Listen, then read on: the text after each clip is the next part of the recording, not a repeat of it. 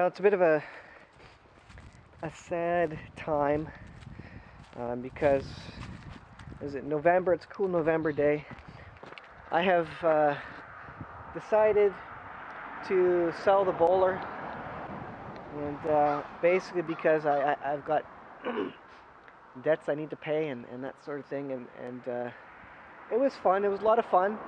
I get pretty quickly bored with things though, and not that I'm really bored of this, but I love the trailer, but at this point in time I kind of got to get some bills paid down, and so it's time to sell it, and I think I will be able to make a bit of a profit off it based on what I purchased it for.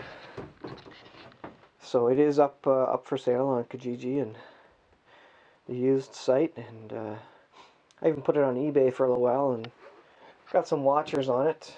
No buyers at the price that I had it, but I got a couple of buyers, potential buyers who are thinking about it. So we'll see if we can, the money that I get from this is going to be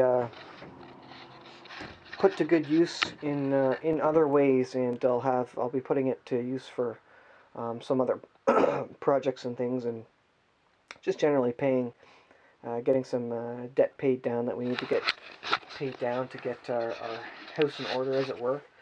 And so that does mean that I will have to take the solar stuff out of it. I won't be selling that with it.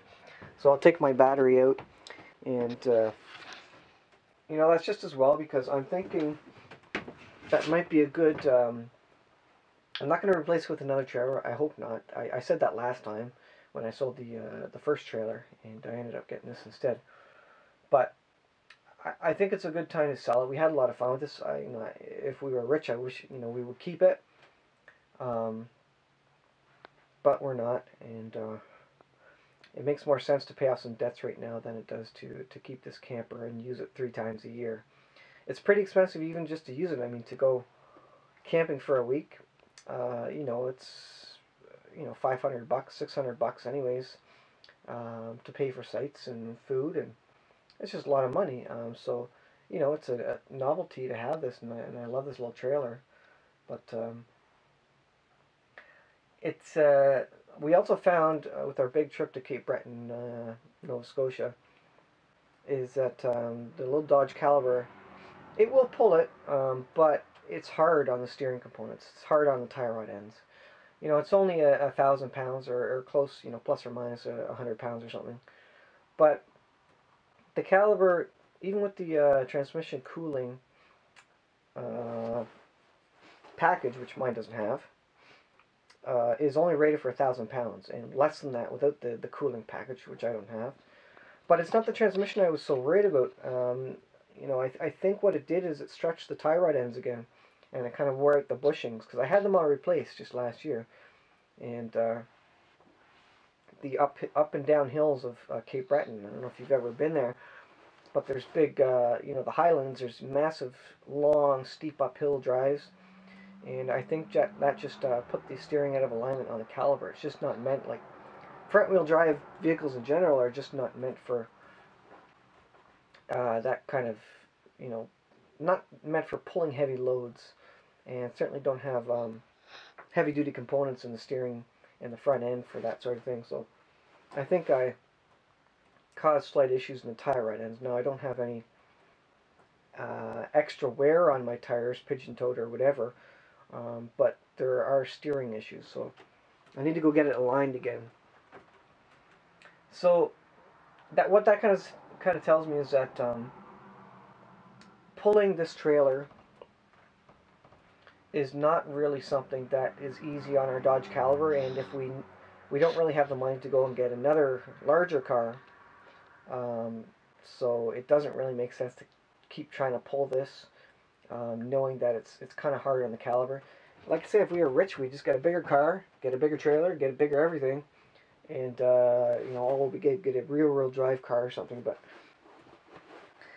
it's not in the books for this time, and going forward, I can probably find another one of these and fix it up and make use of it.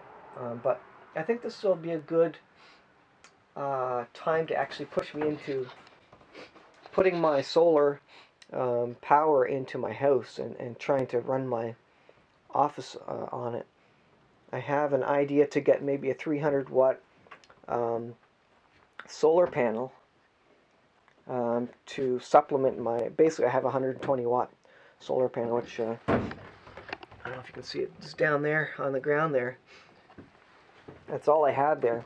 And my office pulls 120, 130 watts constantly, rain or shine. And with that 120 watt panel, which I don't get 120 watts out of anyways, in direct sun, maybe close to that in very direct sun. But it's, I can never pull my office right off grid, unfortunately, and I was wishing I could. With 300 watts of a solar panel, now I'm getting close to the point where maybe I could run it off solar, especially on even mildly sunny days, without having to turn the solar panel every 15 minutes to point it directly at the sun, because there would be enough overhead there to produce power even if a cloud goes across. And then I'm not, like, I don't have a massive battery bank, and I don't want to draw the battery down so much, so I really do want to be using power directly from the sun full time. And so well, in the winter, it's dark before 5 o'clock here, so I'm going to be using power off my battery for that period of time, which is hard. I only have 90 amp hours on the AGM battery that's under the bench there. So 120 watts AC, power coming out. You're drawing a lot, and I don't have a pure sine wave inverter, which is another loss in performance efficiency. So you start pulling 120 watts out of a 90 amp hour battery, and I just don't want to use it that hard. It's just not a lot, and I don't have a boatload of time and a boatload of money to go and get a massive battery bank or a lithium-ion battery, which would be really cool.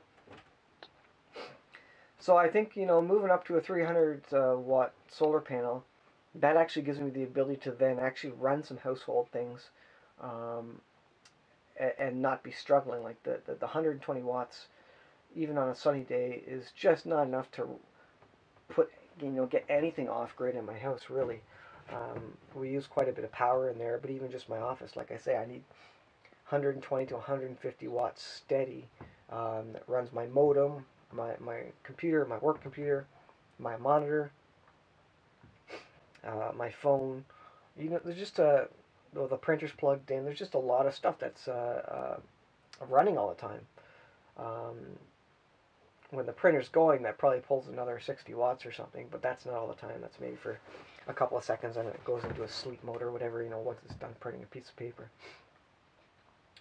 But anyways, I kind of got off on a rant there with projects post-camper, but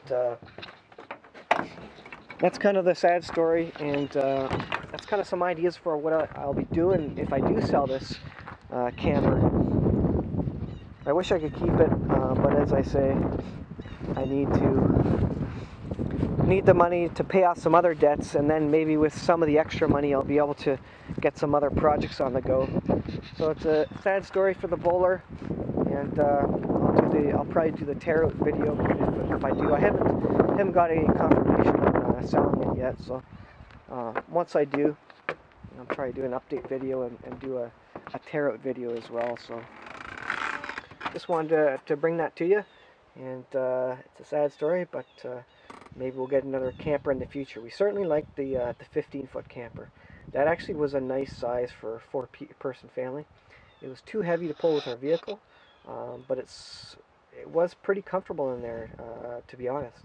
So maybe that's a plan for next couple of years after we get all our debts paid off. So this is a video of being a good steward of your money, and knowing when it's time to sell and get some debts paid off, and so you're not paying a whole bunch of interest. But that's part of it, how it goes, and we'll move on to other projects.